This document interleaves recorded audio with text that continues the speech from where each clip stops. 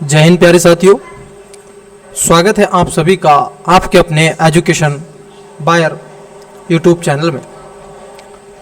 आज की हम परिचर्चा करने जा रहे हैं पॉलिटी के इस क्लासेस में। लास्ट क्लासेस में हमने जो पॉलिटी के विषय पर चर्चा आपसे की थी, अगर मैं उसकी बात कर लूँ तो लास्ट क्लासेस में मैंने आपसे चर्चा की थी कि सर पॉलिटी के विषय पर अब तक हम लगभग पॉलिटी के अंत की समझ जा रहे हैं। आपको फंडामेंटल राइट्स की क्लास नहीं मिली है, वो भी मिल जाएगी जल्दी ही। मैं आपको एक और बात यहाँ पर क्लियर कर दूँ कि पॉलिटी का लगभग सेशन हमने कंप्लीट कर लिया है और लास्ट क्लासेस में हमने आपसे सेंट्रल और स्टेट के जो रिलेशन है, हमने आपसे लास्ट क्लासेस में चर्चा का जो बिंदु बनाया था उसमें आप देखोगे सेंट्रल और स्टेट जो रिलेशनशिप है उसके बारे में मैंने आपसे चर्चा की है। आज की क्लास जो हमारी होने जा रही है वो हम देखेंगे संघ राज्य क्षेत्रों के बारे में। इट्स क्लियर या नो? मुझे लगता है कि चीज़ें आपकी क्लियर हो रही होंगी।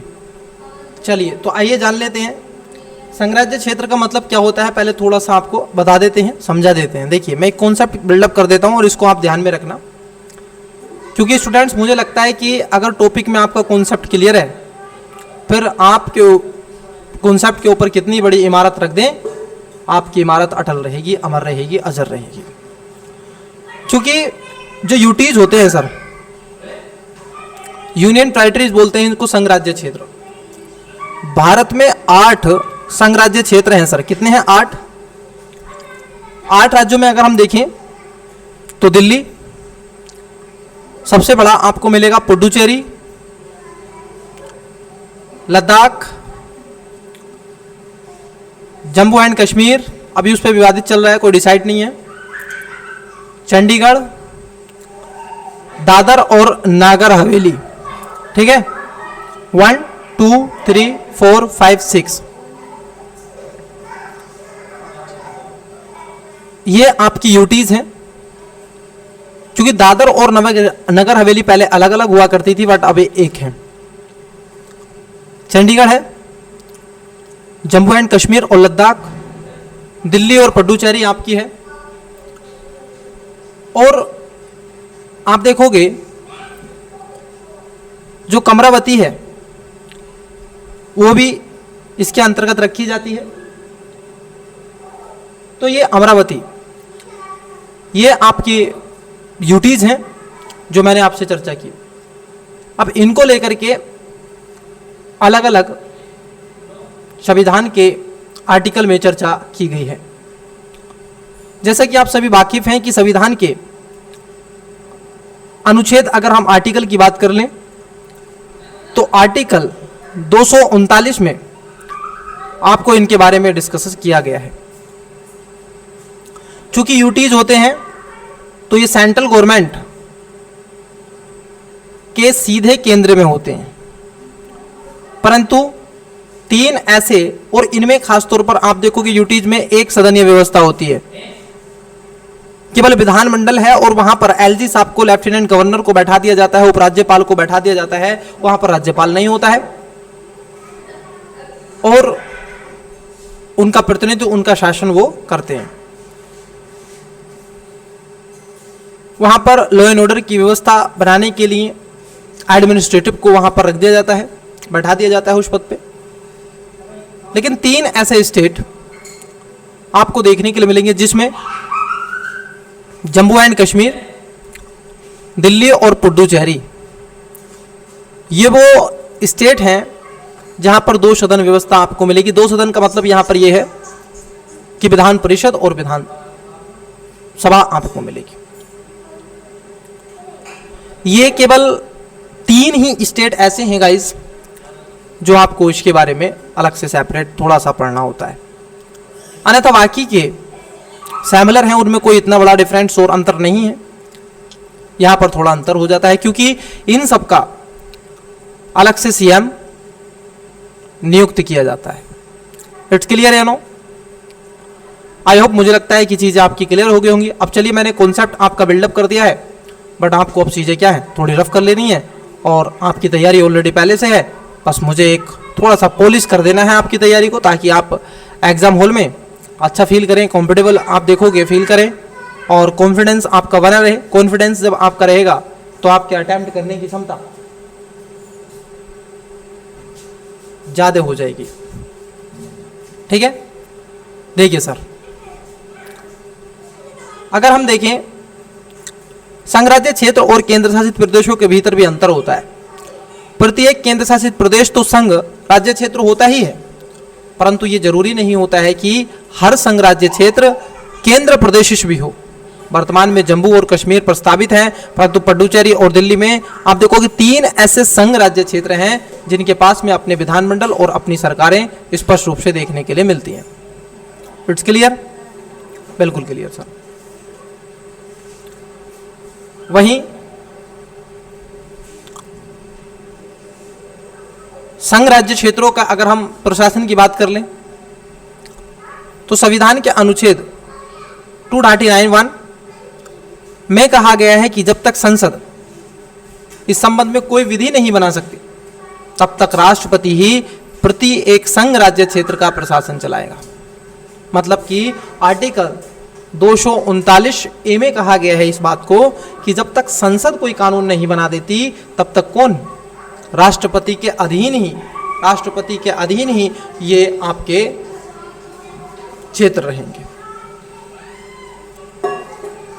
यहां पर राष्ट्रपति को यह शक्ति दे दी गई है स्टूडेंट्स कि वह संघ और राज्य क्षेत्र के लिए किसी भी व्यक्ति को प्रशासनिक के क्षेत्र में नियुक्त कर सकता है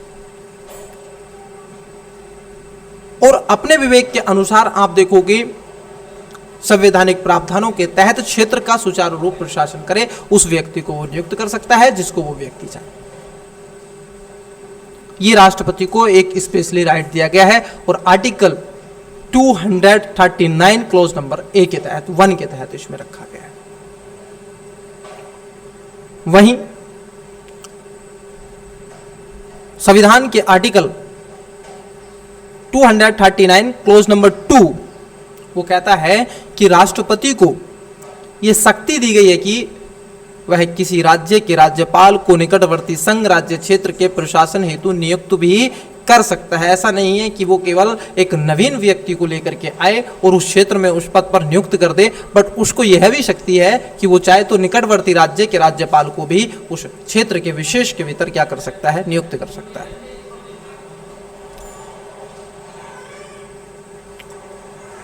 चूंकि संविधान के अनुच्छेद 241 में बताया गया है कि संघ संसद क्षेत्रों के लिए उच्च न्यायालय का प्रावधान किया गया है। अगर हम बात कर लें हाई कोर्ट उच्च न्यायालय की, तो ऐसे मात्र गिने चुने उच्च न्यायालय हैं। एक दिल्ली उच्च न्यायालय है, एक जम्मू कश्मीर उच्च न्यायालय है और एक आपका चंडीगढ़ उच्च न्यायालय है। क्योंकि चंडीगढ़ आप देखोगे पंजाब हरियाणा ये सब चंडीगढ़ वाले क्षेत्र में ही लगते हैं, तो एक चंडीगढ़ उच्च न्यायालय है।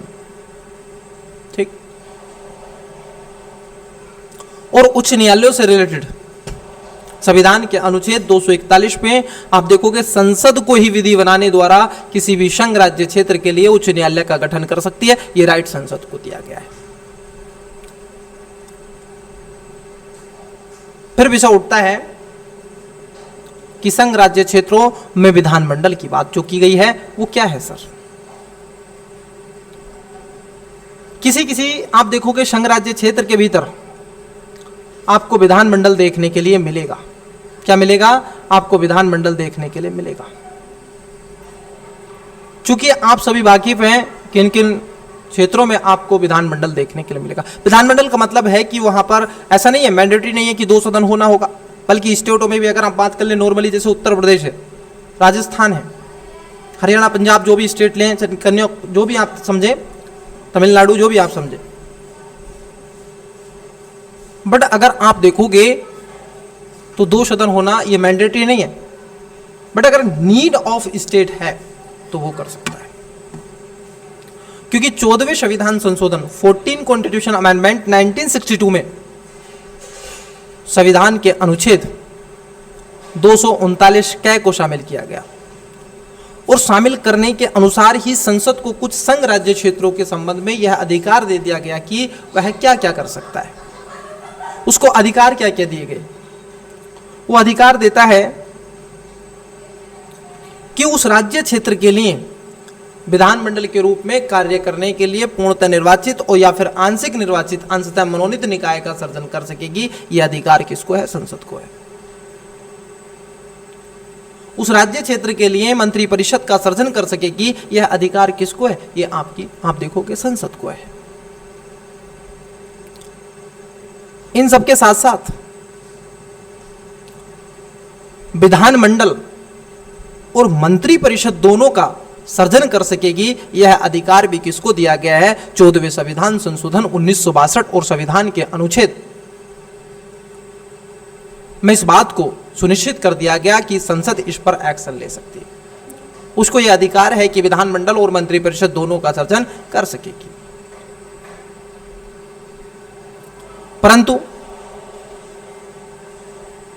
संसद ने ही अपनी इस शक्ति का प्रयोग करते हुए संघ राज्य क्षेत्र के शासन अधिनियम 1963 पारित कर दिया और पुडुचेरी सहित आप देखोगे समय रहते हुए सभी संघ राज्य क्षेत्रों में विधानमंडल और मंत्री परिषद का प्रावधान किया गया, जिसको लेकर के हिमाचल प्रदेश, मणिपुर और त्रिपुरा भी शामिल किए गए थे वर्ष 1963।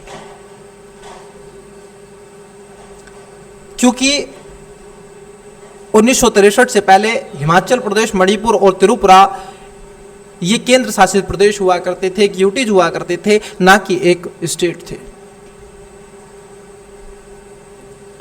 आगे चल के आप सभी वाकिफ हैं कि हिमाचल प्रदेश, मणिपुर और त्रिपुरा, मिजोरम, अरुणाचल प्रदेश जैसे राज्य और गोवा राज्य आगे बनाए गए और संविधान के अनुच्छेद 239 कह के इसको हटा दिया गया।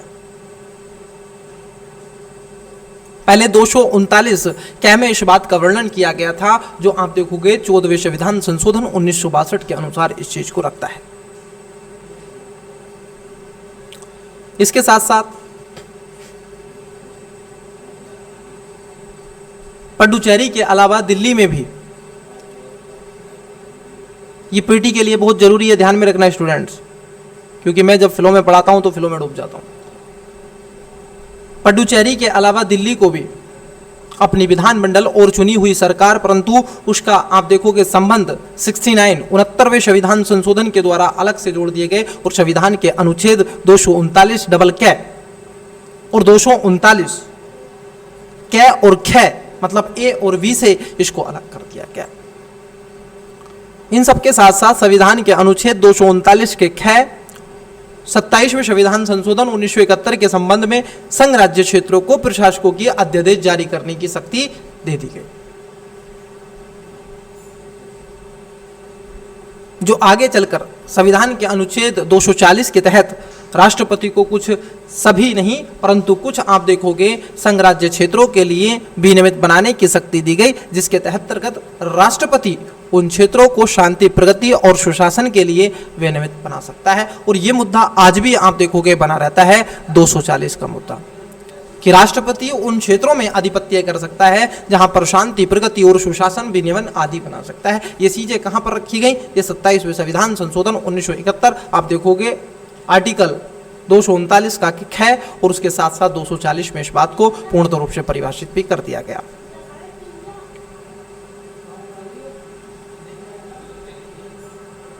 विषय उठता है कि सर दिल्ली के लिए विशेष प्रावधान का दर्जा क्यों? दिल्ली को लेकर के मुद्दे क्यों उठते?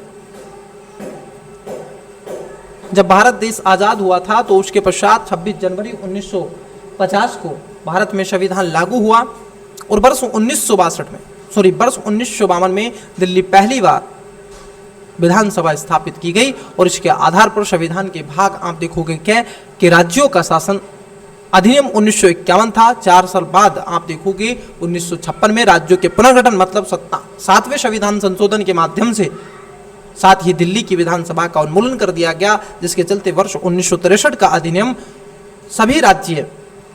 सभी संघ राज्य क्षेत्रों के लिए विधानसभा का प्रावधान करता था, किंतु दिल्ली के लिए नहीं करता था, क्योंकि Delhi is the key of India, capital थी सर।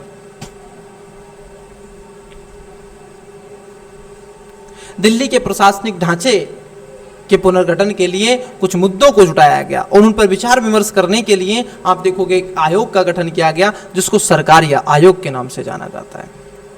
किसके नाम से? सरकारिया आयोग के नाम से जाना जाता है। सरकारिया आयोग एक समिति का गठन करने के पश्चात आगे चलकर आप देखोगे बाल कृष्ण समिति का एक गठन किया गया, जो बाल कृष्ण कमेटी के रूप में ये आई थी। इस समिति ने कई सिफारिशें अपनी छुपी, कई सिफारिशें दी। उस सिफारिश का विषय इस क्लास में नहीं है।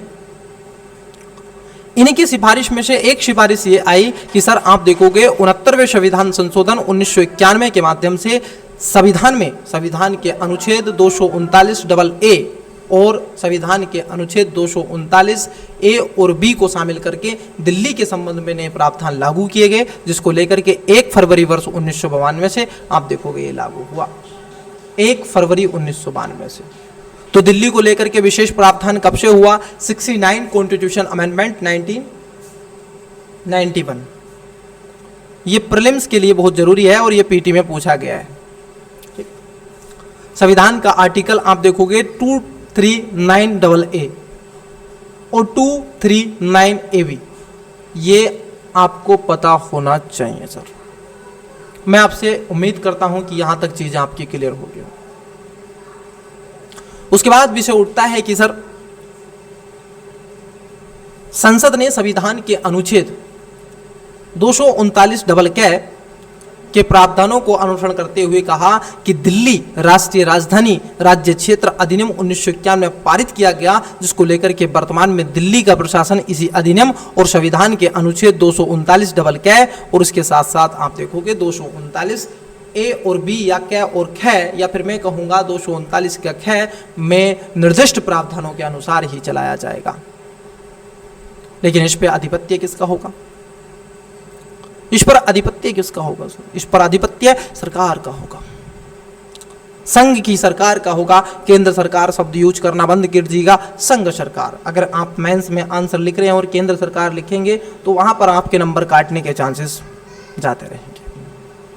इसलिए आपको वहां पर संघ सरकार, क्योंकि संविधान के अंदर भी आप देखोगे संघ सरकार का वर्णन किया गया है, ना कि केंद्र सरकार का वर्णन किया गया है। फिर विषय आता है कि दिल्ली का वर्तमान प्रशासनिक ढांचा किस तरीके का है।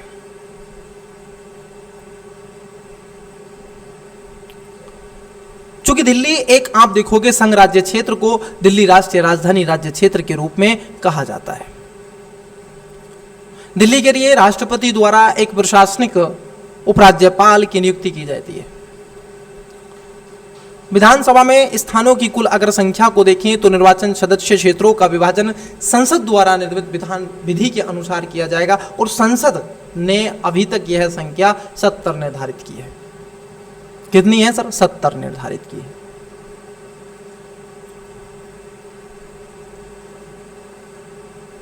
दिल्ली विधानसभा से यहां के मेंबर ऑफ पार्लियामेंट बनते हैं। लगभग 7 सदस्य, 6 सीटें हैं समथिंग लोकसभा की और 1-2 सीट राज्यसभा की। आपको बता दें कि दिल्ली में अनुसूचित जनजातियों के लिए आरक्षण नहीं दिया गया है। थोड़ा सा ये आपको पता होना चाहिए।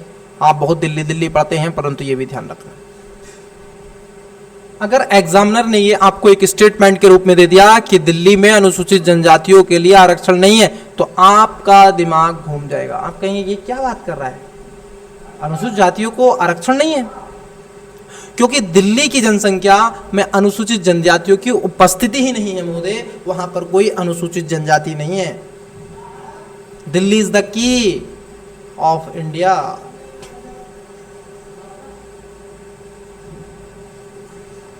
इसके साथ साथ शेष राज्यों और केंद्र सरकार ने 91वें संविधान संशोधन के तहत मंत्रिपरिषद के सदस्यों की संख्या अधिकतम 15% आप देखोगे निम्न सदन की कुल सदस्य संख्या के हो सकती है, किंतु दिल्ली में यह मामला आप देखोगे 10% से ऊपर नहीं जाएगा। वर्ष 2003 से पहले जो भी गवर्नमेंट बनती थी उस गवर्नमेंट के अपने एक्शन रहते थे कि जितने चाहे वहां पर मंत्रिपरिषद में आप देखोगे सदस्यों को बांट दिया करते थे।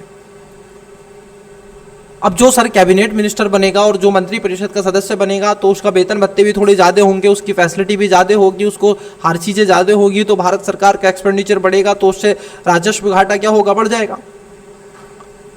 अब सरकार ने इसका निर्णय निकालने का प्रयास किया कि सर हम एक अमेंडमेंट करते हैं। संसद ने, आप देखोगे तत्कालीन सरकार ने 2003 में 91वें संविधान संशोधन लेकर के आए और कहा लोकसभा में 15% तक ये सीट होगी, राज्यसभा में, जो राज्य का विधानमंडल है, विधानसभा में 15% होगी, परंतु जो केंद्र शासित प्रदेश, जैसे आप देखोगे भारत की राजधानी दिल्ली है, उसमें यह सीमा 10% तक लगा दी गई कि केवल जितने भी आप देखोगे 70, जैसे मैं कहूं आपसे, मैं कहूं सर 70 है, 70 का 10% निकाल लीजिए तो कितने सदस्य होंगे सर, 7 सदस्य। केवल 7 ही सदस्य क्या होंगे, कैबिनेट मिनिस्टर बनेंगे, उससे ज्यादा नहीं कि पता चला 20-25 आपने बना ली, नहीं महोदय, केवल कितने बनेंगे, केवल 7 सदस्य ही, 70 का 10%, 7 ही बनेंगे। It's clear. साथ ही साथ मुख्यमंत्री की नियुक्ति राष्ट्रपति के द्वारा की जाती है, यह भी ध्यान रखना। जो दिल्ली के सीएम बनते हैं, दिल्ली के जो चीफ मिनिस्टर हैं अरविंद केजरीवाल जी, उनकी नियुक्ति कौन करता है सर, राष्ट्रपति महोदय करते हैं। अन्य मंत्रियों की नियुक्ति भी राष्ट्रपति ही द्वारा की जाती है मुख्यमंत्री की सलाह पर। जिस तरीके से संविधान के अनुच्छेद 74 के तहत आप देखोगे 74 के तहत जैसे प्रधानमंत्री की नियुक्ति राष्ट्रपति करते हैं और प्रधानमंत्री की सलाह पर ही आप देखोगे अन्य मंत्रियों की नियुक्ति भी राष्ट्रपति ही करते हैं, उसी तरह से दिल्ली में मुख्यमंत्री की नियुक्ति राष्ट्रपति करते हैं और मुख्यमंत्री के कहने पर अन्य मंत्रियों की नियुक्ति भी क्या करेंगे, मतलब अन्य में 7 आ जाएंगे सर, जो मोस्टली होते हैं। सभी मंत्री राष्ट्रपति और उपराज्यपाल नहीं के प्रसाद पर्याप्त पद धारण करेंगे, ये भी ध्यान में रखना है। केवल 7 की आप यहां पर हैं और यहां पर कोई नोट वोट नहीं किया गया है कि केवल सर, नहीं, कैबिनेट का ही यहां पर मुद्दा रखा जाता है और कैबिनेट को ही इसमें रखा जाता है, ध्यान रखिएगा।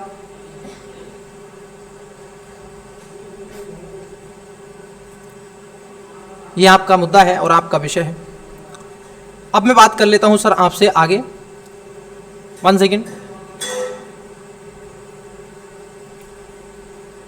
पीटी के लिए बहुत जरूरी है सर, प्रीलिम्स के लिए मैं कहूँगा आप इसका नोट कब बना लें, अगर आप सोच सके तो इसका नोट डाउन कर लें, नहीं तो एक बार इसको पुनः और देख लीजिएगा, बहुत ही जरूरी है और बहुत ज़्यादा इंपॉर्टेंट है।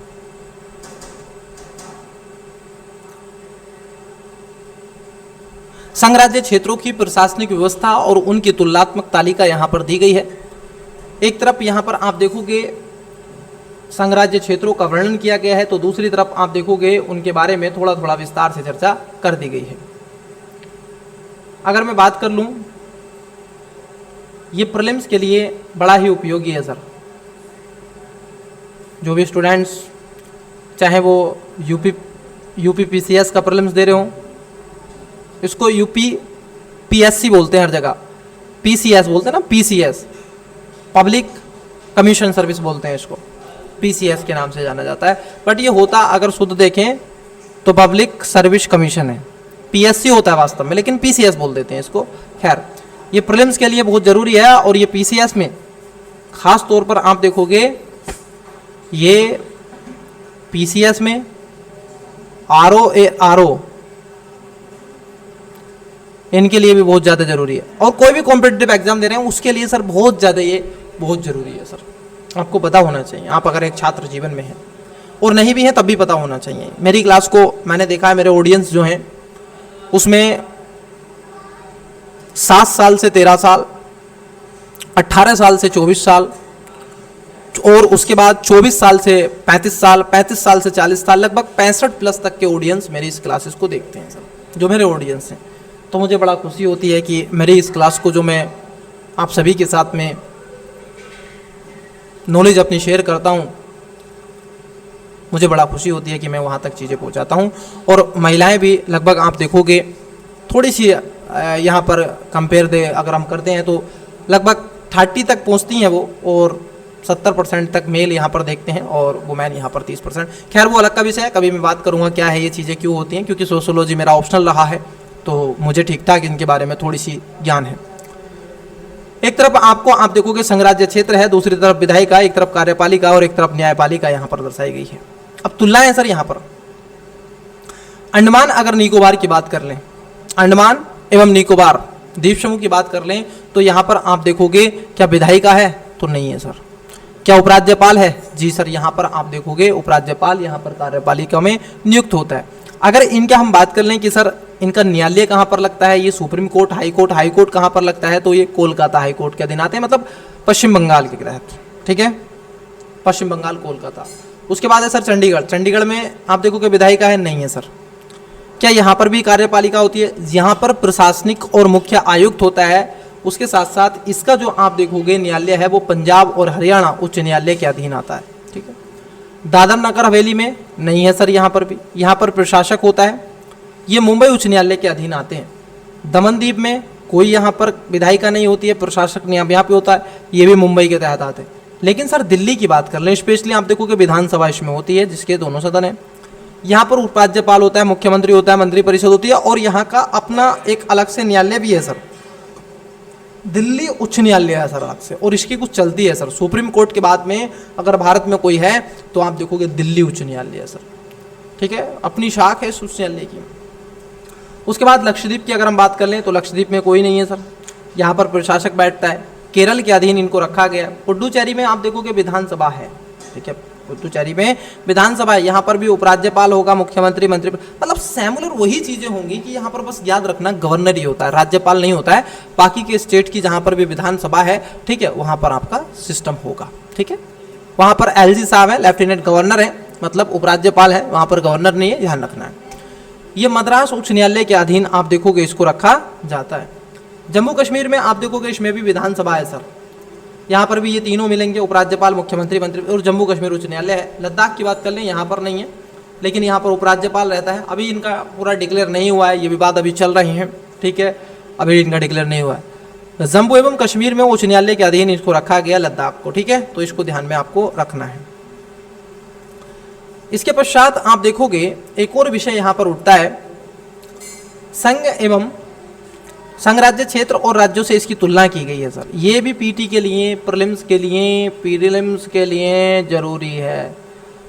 जितना हो सके आप इसको रिगल डालिए सर, मैं बोल रहा हूँ रिगल डालिए। ये तुलनात्मक अध्ययन मैंने देखा है टीचर बहुत कम कराते हैं, क्योंकि आजकल क्या है ना कि कोई भी टीचर बन रहा है, उसने कभी जीवन में अच्छे से ट्यूशन नहीं पढ़ाया है, बट वो भी टीचर बन रहा है। ठीक है, तो थोड़ा सा ये भी आजकल पता नहीं रहता है कि नए हैं तो बट यंग हैं, बट ये कैसे पढ़ा सकते हैं। लेकिन मैं इस बात को कह सकता हूँ, आप यंग पढ़ाता है और अच्छे से पढ़ाता है, ऐसा नहीं है डूब के पढ़ाता है ये, क्योंकि क्विक रिवीजन क्लासेस है, मेरे को ठीक से डूब के पढ़ाने चीज़ें आती हैं, बट मैं समय की मांग है तो उसके अनुकूल मुझे चलना पड़ेगा। राज्य की बात कर लें और संघ राज्य क्षेत्र की बात कर लें, आप देखोगे जो राज्य हैं सर, राज्य मतलब जिसमें विधान सभा होती है। ठीक है, जिसमें राज्यपाल आप देखोगे आपको मिलेगा ही मिलेगा। ठीक है, वहीं अगर हम बात कर लें यहाँ पर केंद्र के साथ इसके संघात्मक संबंध होते हैं, और यहाँ पर जो राज्य क्षेत्र है यहाँ पर केंद्र के साथ में एकात्मक संबंध होते हैं। क्योंकि ये जो संघ राज्य क्षेत्र हैं, यूटीज हैं, जो यूटीज होते हैं ये केंद्र के अधीन काम करते हैं। ठीक है, केंद्र के साथ में शक्ति की हिस्सेदारी होती है, ये आप देखोगे केंद्र के अधीन होते हैं। राज्य खासतौर पर राज्य सूची के विषयों पर कानून बनाने में लगभग पूरी तरीके से वो स्वतंत्र होते हैं, उनको शक्ति दी गई है। परंतु आप देखोगे संघ राज्य क्षेत्रों में ऐसा नहीं है। केवल दिल्ली, पुडुचेरी, जम्मू कश्मीर को छोड़ करके राज्य सूची के अधिकांश विषयों पर कानून बनाने की शक्ति पूर्ण रूप से संसद के नियंत्रण के अधीन आती है, जिसमें खासतौर पर तत्कालीन सरकार कानून बनाती है। राज्यों की बात कर लें तो यहाँ पर कार्यपालिका का प्रमुख राज्यपाल होता है, लेकिन ऐसा संघ राज्य क्षेत्रों में नहीं है। कार्यपालिका का प्रमुख अलग अलग आप देखोगे पदनामों से इसको जाना जाता है, जैसे प्रशासक इसको कहते हैं, उपराज्यपाल कहते हैं, या मुख्य आयुक्त के रूप में भी इसको जाना जाता है। राज्यों में राज्यपाल राज्य का एक संवैधानिक प्रमुख के रूप में बैठता है, जबकि संघ राज्य क्षेत्रों में प्रशासक राष्ट्रपति का एक एजेंट या अभिकर्ता के रूप में काम करता है, ना कि एक संवैधानिक प्रमुख होता है। राज्यों में सभी राज्यों की प्रशासनिक व्यवस्था आप देखोगे समरूपता पर होती है। उसके साथ साथ संघ राज्य क्षेत्रों में विभिन्न राज्य संघ क्षेत्रों की प्रशासनिक व्यवस्था में समरूपता नहीं होती है सर, इसको भी ध्यान में रखना है। अब मुझे लगता है कि क्लास को या तो यहीं पे फिनिश कर दूं या फिर एक और टॉपिक है उसको और ले लूं। छुटकू सा टॉपिक है और बड़ा जरूरी है सर। आपने अगर आरओ का एग्जाम देखा होगा जो 2023 में परीक्षा हुई थी, ठीक है, देखा है कि नहीं? उसमें आप उठा के देखिएगा, आपको कुछ नहीं मिलेगा तो पॉलिटी में आपको शेड्यूल जरूर मिलेगा और शेड्यूल 5 से डायरेक्ट क्वेश्चन पूछा गया। मैं क्यों बोल रहा हूँ? क्योंकि मेरा एक ऐसे कई जानकार हैं जिन्होंने आरओ का एग्ज़ाम दिया, ठीक है, आरओ की परीक्षा दी और पेपर रद्द हुआ और मैंने उनका पेपर दिखा तो मैंने कहा ये तो वही क्वेश्चन है, ये तो वही क्वेश्चन है जो आप देखोगे शेड्यूल नंबर 5 और 6 और जो मैं आपसे डिस्कस कर रहा था XYZ दिन। उन्होंने कहा हाँ, और ऐसे बहुत क्वेश्चन थे, मैंने उनको कई तरीके से चीज़ें बताई थी, ठीक है। तो आप देखोगे ये क्वेश्चन पूछे जाते हैं। अब क्योंकि फिर से होगा दोबारा तो क्वेश्चन तो भाई देखो, क्वेश्चन तो पूछा जाएगा, क्वेश्चन हार्ड हो सकता है, टफ हो सकता है, लेकिन सर कान तो घुमा के पकड़े या कैसी पकड़े, लेकिन पकड़ेगा तो यही कान ही पकड़ेगा। अब कान को हम ऐसे घुमा देंगे ना, अब कैसे भी वो घुमा ले, आपको प्रैक्टिस डाल देंगे। देखिए, अनुसूचित और जनजाति क्षेत्रों की बात संविधान के आप देखोगे कई क्षेत्रों में की गई है। खास तौर पर अगर मैं कहूं आपसे कि संविधान के भाग नंबर 10 में इसके बारे में चर्चा की गई है और संविधान का आर्टिकल 244 इस क्षेत्र की आवश्यकताओं को संबोधित करता है। वो कहता है कि इसके उपबंधों की संपूर्ण व्याख्या संविधान की 2 अनुसूचियां, संविधान की अनुसूची नंबर 5 और अनुसूची नंबर 6 में की गई है। सर फिर 1, 2, 3 और 4 में अनुसूचियों में क्या है उसको भी मैं बता देता हूं हिंट्स के तौर पर। संविधान की अनुसूची 1 कहती है, जो संविधान का आर्टिकल 1 कहता है वही संविधान की अनुसूची 1 कहती है, संघ होगा, भारत एक राज्यों का संघ होगा, इंडिया दैट इज भारत। 2 में कहा गया है कि सर आपको जो होगा वेतन भत्ते होंगे, आपके जो वेतन हैं उसकी बात की गई है। 3 में सर ओथ की बात की गई है, मतलब शपथ की बात की गई है। 4 की बात कर लें तो जो राज्य है, 4 की हम बात कर लें, 4 की अगर हम बात कर लें, जो 4 शेड्यूल है उसमें कहा गया है कि जो राज्यसभा है, क्या है, संसद का एक उच्च सदन होता है राज्यसभा, जिसकी चर्चा संविधान के आर्टिकल 80 में की गई है, ठीक है, भाग नंबर 5 में आता है। तो इसमें स्वयं कहा गया है कि राज्य में जो आप देखोगे राज्यसभा में जो राज्यों की सीटें होंगी, जो सीट है उसकी चर्चा यहां पर की गई है। तो यहां पर पहला, दूसरा, तीसरा शेड्यूल हो गया। चूंकि मैं बात कर रहा हूं सर 5 और 6 शेड्यूल के बारे में, और ये आपको आवश्यक रूप से पता होना चाहिए, अन्यथा मुझे लगता है कि आप बहुत सारी गलतियां कर बैठे हैं और पॉलिटी को आप हार्ड सब्जेक्ट बना करके घूमे फिरते रहते हैं कि पॉलिटी याद नहीं होती। मैं कहता हूँ कैसे याद नहीं होती, आप आइए ना, क्लास को ज्वाइन तो कीजिए, चैनल को शेयर और सब्सक्राइब कर लीजिएगा, बस आपको बहुत सारी चीज़ें मिलेंगी, केवल पॉलिटी नहीं, मैं बहुत सारी चीज़ें आपको यहीं पर याद करवा के बैठूँगा। बस आपको मेरी वॉइस पर ज़्यादा पकड़ करनी है और मार्कर पर, पेन पर, क्योंकि बहुत चीज़ें मैं लिखता नहीं बोलता हूँ सर, और मैं टीचर उनमें से हूँ, मैं लिखना कम पसंद करता हूँ और आपको समझाना, मन स्थिति में बैठाना, क्योंकि लिखा हुआ ठीक है वो एक बार आप रिविजन कर सकते हैं, लेकिन सर अगर आपने एक बार कंठस्थ कर लिया, आपके मन मस्तिष्क में वो चीज़ बैठ गई, तो मैं दावा ले सकता हूँ, दावे के साथ कह सकता हूँ, आपके मस्तिष्क से कोई हिला नहीं सकता। संविधान की अनुसूची 5 और 6 में इनकी व्यवस्था की गई है, और जिनमें जनजाति बहुल क्षेत्रों को अनुसूचित क्षेत्रों तथा जनजाति क्षेत्रों के रूप में परिभाषित किया गया है।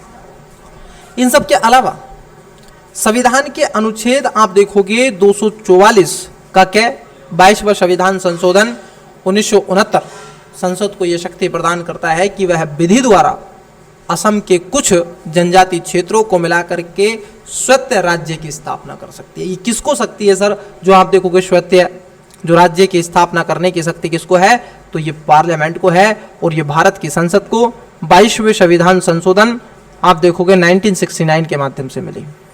इट्स क्लियर या नो?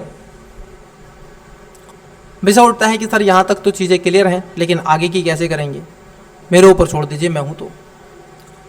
क्योंकि संविधान के अनुच्छेद 244(1) में कहा गया 5वीं अनुसूची के प्रावधान 4 राज्यों पर लागू होंगे।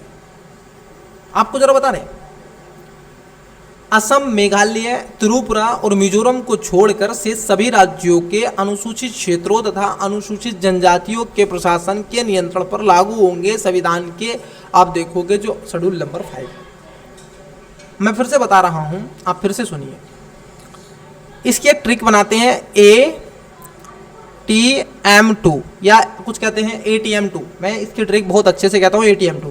जाइएगा और जाकर के आप ATM2 से पैसे निकालिएगा। असम, त्रिपुरा, मेघालय और मिजोरम, मणिपुर नहीं है, बस ध्यान में रखना। मैं फिर से कह रहा हूँ, मणिपुर इसमें नहीं है, 5वीं शेड्यूल में मणिपुर नहीं है। मणिपुर आप देखोगे इनमें नहीं है, ATM2 में नहीं है, बल्कि आप 5वीं शेड्यूल में आता, छठी की बात है। 5वीं शेड्यूल जो संविधान का अनुच्छेद 244(1) है, वो खास तौर पर ATM2 को छोड़ करके सभी संपूर्ण भारत के अनुसूचित जनजाति क्षेत्रों में लागू होगा। ATM2 का मतलब होता है यहाँ पर असम, मेघालय, त्रिपुरा और मिजोरम। वहीं संविधान के अनुच्छेद आप देखोगे आर्टिकल 244(2) में इस बात का प्रस्ताव किया गया कि छठी अनुसूची के उपबंध में असम, मेघालय, त्रिपुरा, मिजोरम राज्यों में जो अनुसूचित जनजातियों के क्षेत्र के प्रशासन के लिए लागू होंगे।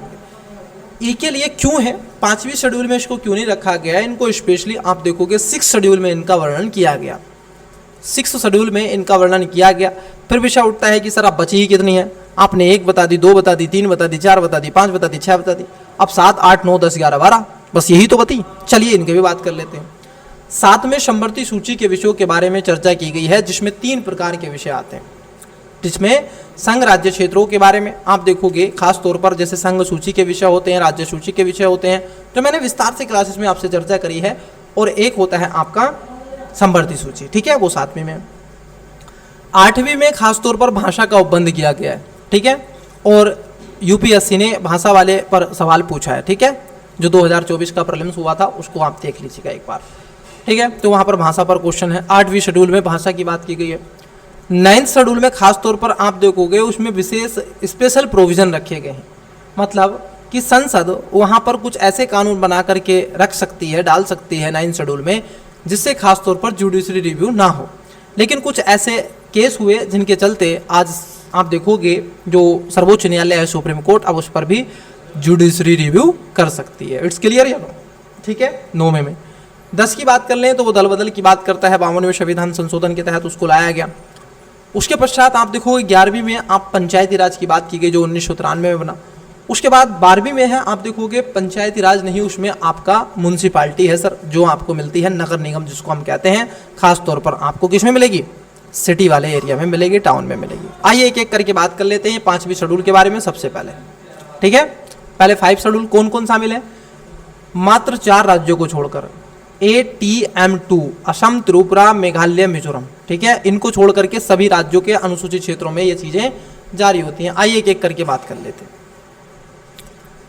राष्ट्रपति को शक्ति दी गई है कि वह आदेश द्वारा किसी क्षेत्र को अगर वह ऊपर बताए गए, आप देखोगे 4 राज्यों जिसमें असम, मेघालय, त्रिपुरा और मिजोरम के अलावा किसी राज्य का हिस्सा है तो अनुसूचित क्षेत्र घोषित कर सकता है। ये शक्ति किसको है सर, कि किसी भी एरिया को वो शेड्यूल ट्राइब क्षेत्र घोषित कर दे, अनुसूचित आप देखोगे क्षेत्र घोषित कर देगा। ये क्षेत्र का अगर दर्जा किसी को मिला हुआ है तो किसको है, ये राष्ट्रपति को प्रावधान किया गया है।